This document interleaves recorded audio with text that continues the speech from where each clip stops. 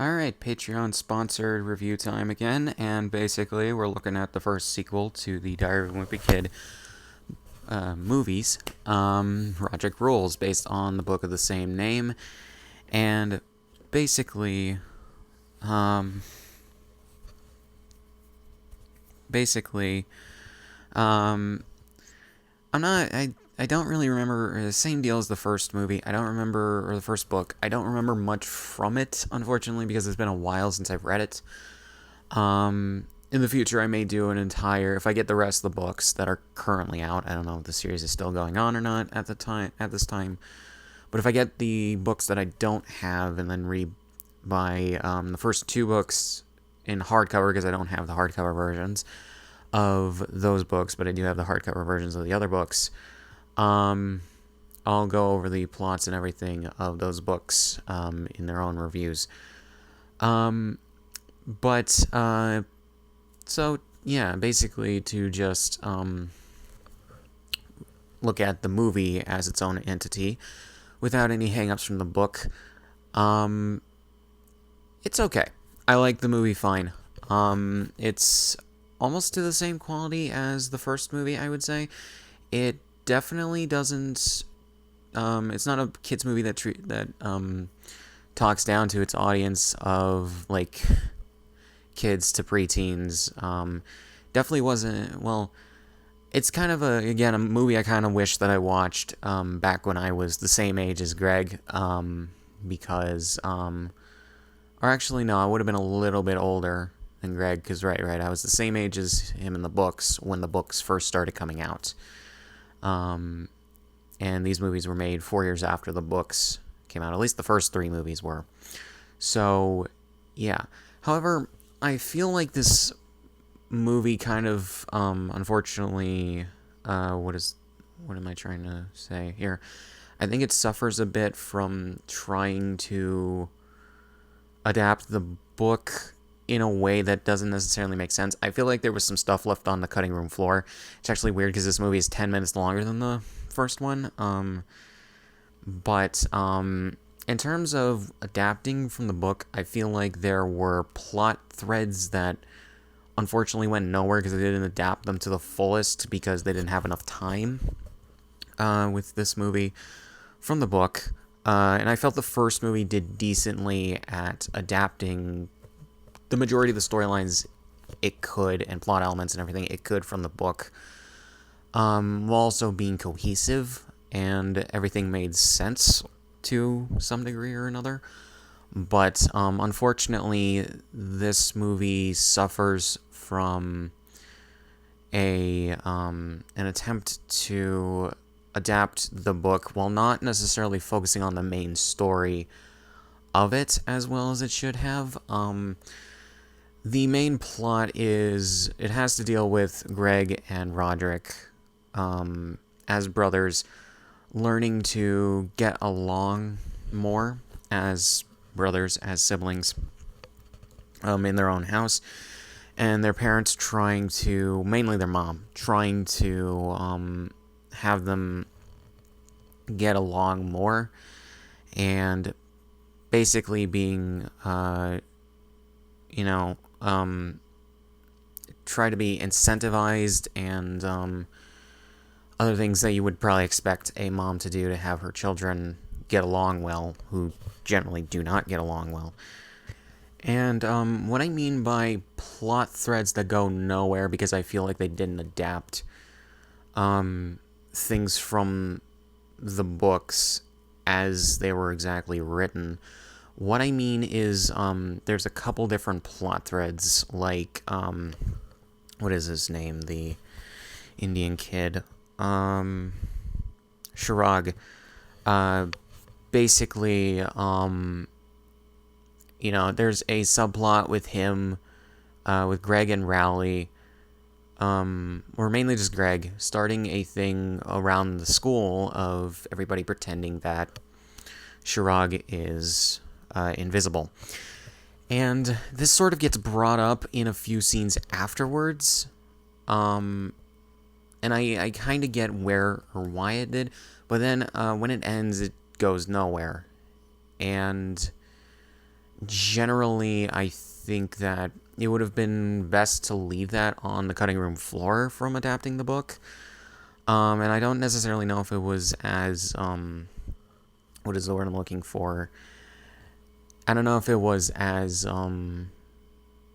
uh like damn, why can't I remember a word that I thought of a second ago? I don't think it was as, I don't know if it was as unsatisfying as it was in the movie in the book, but unfortunately in the film it leaves something wanting for how they adapted and then used it in the movie. Um, and I think that leads to the pacing of these movies. The pacing of these movies is not necessarily great. It's a little bit fast. I felt that the first movie had a little bit more going on, and the pacing was just a little bit too fast for it. I think I said in the first movie's review that I felt like it could have used another 20 minutes or so to really pace itself properly and flesh out things, maybe. But yeah, here there's arguably less going on than the first movie. And I feel that the movie is paced as well as it can be. I just also think that some of the things that it was focusing on could have easily been, or that it included from the book could have easily been dropped. And then there's what's her name? Patty Farrell. She is in this movie, but unfortunately she's not really given too much of a focus, as, or at least as much as she was in the first movie. So she, in the movie at the very least, I don't necessarily remember the book much, like I said at the beginning, but she kind of comes off as a little superfluous to what's going on. Like, she's just there, and I feel like in the book, I literally have no memories of the book. Unlike the first book, I have no memories of this one. She just feels tacked on, and she didn't necessarily need to be in the movie because she contributes nothing. At the very least, in the first movie, it's establishing all these elements and these characters, so you could forgive if the characters didn't do much, but I don't even know. But yeah, so other than that, the main focus of the movie is on Greg's growing relationship with his brother Rodrick and how they slowly bond throughout the movie and everything. And in all honesty, I think that the movie should have just focused on that. But then there's also Greg having a crush on a new classmate by the name of Holly, who is also played by a girl who would go on to be in Jessie. I don't know if I did not mention this in the first movie's review. The first movie and this one, I believe at least one more movie, has the casting of Karan Brar. I have no idea how to pronounce his name, and sorry if that's mispronounced. As Shirag, and he played the I forget his name, but the Indian kid in Jessie, and then doing basically the same accent as he is in this movie. And then we have Peyton List, who played I just looked this up, I'm sorry, who would go on to play Emma Ross in the same series. Very interesting. And it's just didn't expect for a thing. And this movie came out the same year, I believe, that Jessie started, or the year before. Okay, same year. So very interesting that they went on to go co-star in that show together.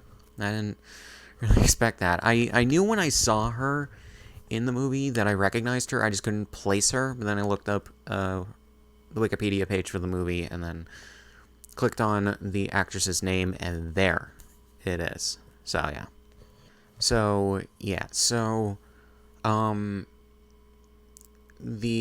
That's basically a subplot in this movie, is that Greg has a crush on this girl. Nothing, unfortunately, really comes of it much outside of, I think, Greg just basically continuing to be on a um, on a strong or on an okay stance with her, and trying to maintain that, if not impress her.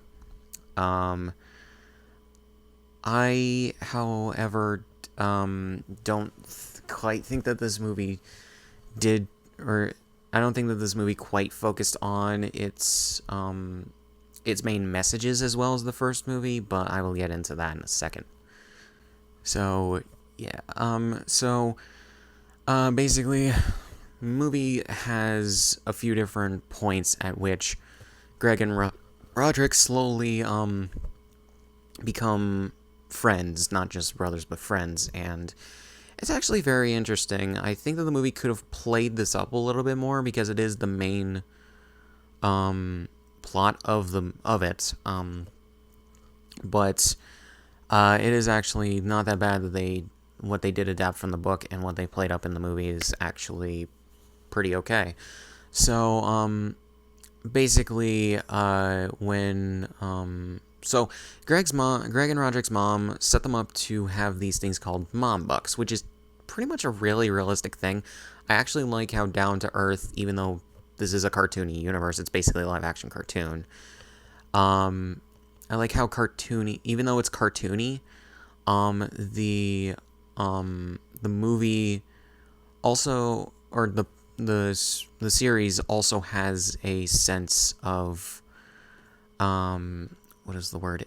Reality about it. These movies and the books also have a sense of reality about them, and I do like that they keep things small scale, so they are very, I would say relatable and actually pretty interesting. I never really thought that Diary of a Wimpy Kid, especially in live action, would be brought as down to earth as it is. But yeah, so after the mom bucks thing starts, she incentivizes them to get along and hang out and whatever else. To which Rodrick starts to take advantage of by just by just doing some of the things that their mom asked him to do, and basically just do either nice things or just do the things that she's asked, like I said. And basically, when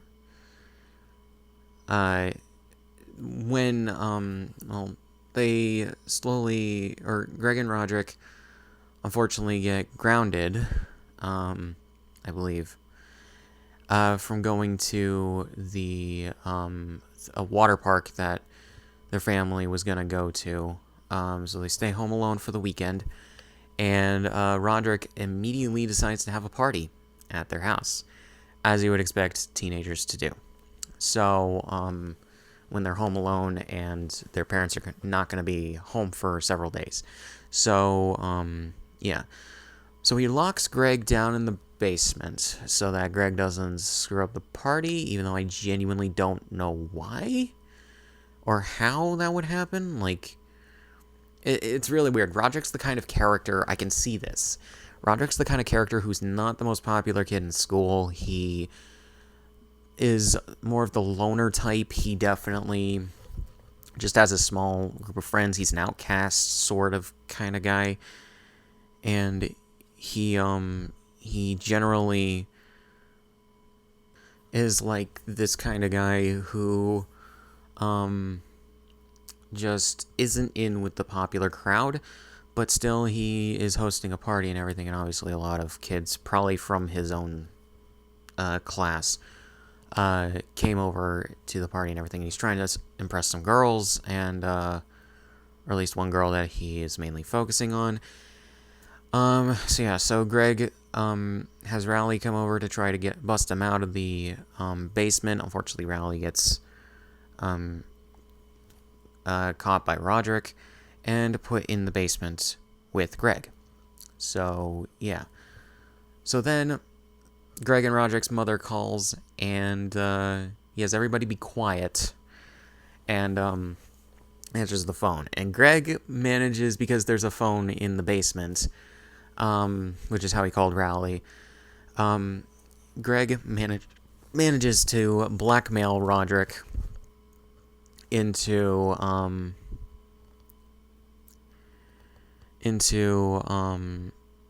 you know, letting him stay above ground for the entirety of the party. They have fun. They just do it up after rally starts. Everybody doing a conga and everything, and they just have fun for the night, which is actually pretty nice to see. So then they what is it? They then go, or in the morning, their mom calls, and basically, their little brother, sorry, I cannot remember their little brother's name. Rowley, there we go. Or no, not Rowley, Manny. Their little brother Manny is sick, so their parents had to leave early and come home. So they have to quickly clean up the house. They get everything basically cleaned up, but unfortunately someone wrote on the door of the downstairs bathroom, Rodrick rules. So they have to replace the door with a different door, but unfortunately that door doesn't have a lock on it. And that'll come back later. And I actually like the Chekhov's gun of that. And how it's like a little bit underplayed, but also a big thing that happens later. So then they replace the door, like I said, and then they just go about their business. They lie about the door having a lock to their dad, but then yeah, so they get away with it for the meantime, and they go about their business and start to become friends. And the thing about this is basically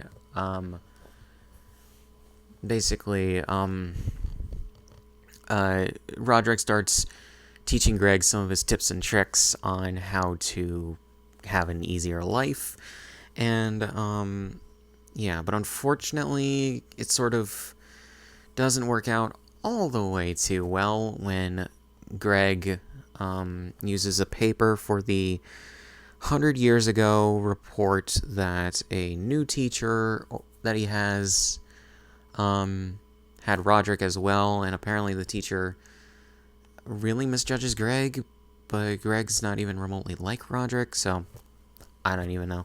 Apparently Rodrick was that bad in 7th grade that the teacher automatically judges his little brother, and that's shitty. That is incredibly shitty to do. Pretty sure Greg could have gone to the principal and had that teacher talk to about that shit, but what can you do? 7th graders don't really think about that kind of shit, so I don't blame him. But yeah, so Greg tries to turn in one of Rodrick's old papers. Unfortunately, it was before his dad started helping him with his homework. In fact, was the paper that got their dad to help him with his homework. And by help, I mean basically do all of it for him. So, yeah. But then, Greg tries to do his own idea of impressing Holly, and by passing her notes, and unfortunately that goes a little bit too far, when it gets past the Fregley and then Patty, and that gets Greg into a bit of trouble with the teacher. So, yeah. So then we slowly see, Greg and Rodrick getting along, but unfortunately their mom realizes that there's no lock on the door, of the bathroom downstairs, like I said, and then she goes to Rodrick. He lies about not knowing that there was a lock on the door, and then Greg, semi comes clean, but then reneges on it, saying it was just a band practice and not a party. But then, he talks to his mom and basically convinces her to keep it a secret, that the door was replaced, so he and Rodrick can keep getting along, and that's just what she wanted, was to have them get along. And basically, I don't understand why Greg just didn't, why Greg and Rodrick didn't, get some white paint from like a Home Depot or something, or a Staples, and, paint over the door, where the person wrote Rodrick rules. And then while their parents would have been out, just replace the door, but whatever. So before their parents would have noticed, but yeah. Or at least before their mom would have noticed, but yeah. So then, they continue to get along, and after Greg, fails to pass a note to Holly, like I said, Rodrick takes him out for an evening of fun, and they have a good time, and it's actually really nice to see them getting along. So, unfortunately, their dad plugs in a camera that Greg, I guess, took pictures with, of the party, and, they're basically busted as having the party and everything, and replacing the door, and then everything. And Rodrick finds out that Greg somewhat told the truth about the party. And Greg tries to soften the blow, but unfortunately that's a big blow to Rodrick. So they go on with life. But then Greg and Rodrick get dropped off at their grandfather's retirement home for a retirement community thing for the weekend, visiting him. Rodrick spits milk on Greg, fake laughing at a really bad joke from an old board game that their grandfather likes. So then Greg goes for a walk, and who's there but Holly?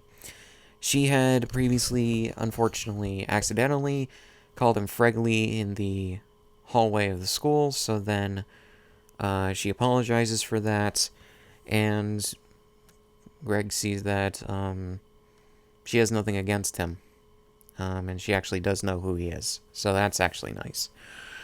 But unfortunately, the next day, Rodrick finds the diary that Greg's been writing, and he goes to try to show it to Holly to ruin Greg's chances of getting with her, obviously. So then Greg chases after him. Unfortunately, though, Greg didn't quickly get dressed at all because he had just woken up. And he gets all the way down to the lobby before he realizes that, he's in his underwear. So Greg tries to go all over the place to try to not have Holly see him, but unfortunately Rodrick realizes that the security camera that their grandfather's piped into his TV is recording Greg, running around the place in his underwear. So then, he records that on a VHS tape, and basically has the tape to try to blackmail Greg. So yeah. So Greg gets out of there without Holly seeing him in his underwear, but unfortunately when he gets back to the room, like I said, Rodrick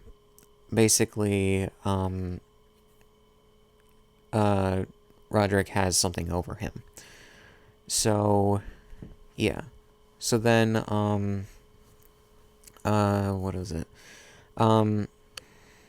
We get towards the end of the movie with a talent show that has been a thing since it was announced at the beginning of the movie. Unfortunately, though, Rodrick was grounded from participating in the talent show with his band Loaded Diaper, and unfortunately, the new guitarist that they brought on Well, the band replaced him as the drummer so that they could perform, and it seems like the guy wants to take over the band. And do she move, bruh? Do she move? Um, so, yeah, and luckily Rowley, who's doing a magic act, his assistant has a bout of stage fright. So, Greg tells his mom that he'll be Rowley's assistant in the magic act if she lets Rodrick perform with his band for the show.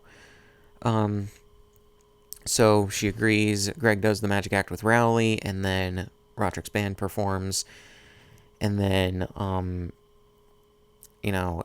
everything's made up between them, and because obviously their mom told Rodrick before he went on stage that Greg made a deal with her so he could perform. So then basically the movie basically ends with them being cool with one another and starting to get along, but it's more of a kind of friendly rivalry between them in terms of the terrible shit that they do to each other, rather than just a blatant animosity, which is mostly realistic and actually a pretty good way to end it, I feel. So yeah, and he gives Greg the tape from the retirement home and as basically a peace offering. So yeah. But then there is a mid-credits scene, which I did not watch, but I'm reading the description of on the Wikipedia page, where Greg and Rowley upload the video that Greg's dad took of Greg's mom dancing to Roderick's band onto YouTube. And Rodrick sees it and shouts at Greg that Greg is so dead. So, yeah. Which, that just sets shit back to square one, but whatever. So I do think that there are good aspects to this movie, though I do think a few things are, they don't need to be in the movie, unfortunately, and I think some things could have been differently played, and some things could have been better done.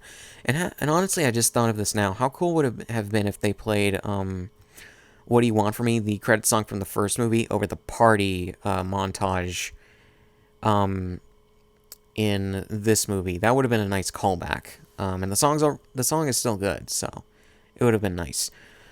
But basically, when it comes to this movie, not too sure how well it adapts the book, but outside of a few things being really not that useful in terms of servicing the plot or the narrative that I think could have been cut, I think that mostly it does a decent job at telling the story that was from the book, obviously. And I think it does a little bit better with the pacing. I don't really care for how some things are trying to be so live action and cartoony at the same time, like basically live action cartoon.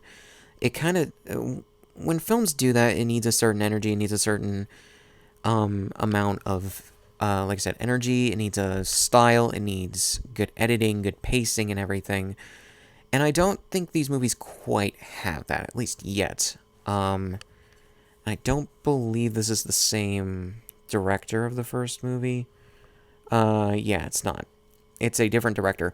And I'll say he does better than the director of the first movie did at trying to make it a live action cartoon. And yeah. And there was also a thing that stuck out to me. I don't necessarily know if it's me watching these on Disney Plus or if it's the audio editing of the movie or anything, but it kind of seemed like more stuff was ADR'd in this movie than the first one.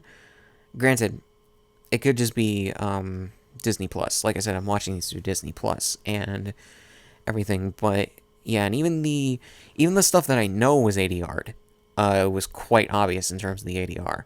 So I don't quite know what that is. It's something that just barely noticed, but I did notice it. It could just be the audio editing being off for most of the things, because I doubt that they did ADR for the majority of this movie when they have takes of the actors talking directly in front of the camera and the boom mics that they would have had out of frame.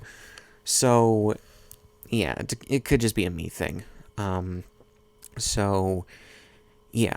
Um, so, basically, to, uh, I guess, give it a score, I think I gave the first movie a 7. I'll give this a 7.5. I think that this is a step above the first movie in a lot of ways, but also a step down a little bit. But I do think it is a decent sequel to the first movie. It does retread some things from the first movie. Like, the first movie was all about Greg trying and getting over his insecurities, or at least most of his insecurities, and being cool with the stuff that Rally does. But Rally's kind of cut out of this movie, but they still try to play up the Greg being embarrassed by doing things with his friend Rally angle. And I know that has to be from the book, but like, I don't quite know why. It seems like that should be a lesson that should have stuck with him a bit more. But granted, also, I do kind of understand it. It's not going to be an overnight change, and it's not really going to be 100% consistent. But, in terms of that, it's a little inconsistent with the character. But, yeah. So, not much else to say. Links in the description, all my shit. Subscribe if you want, and I'll see you guys in the next one.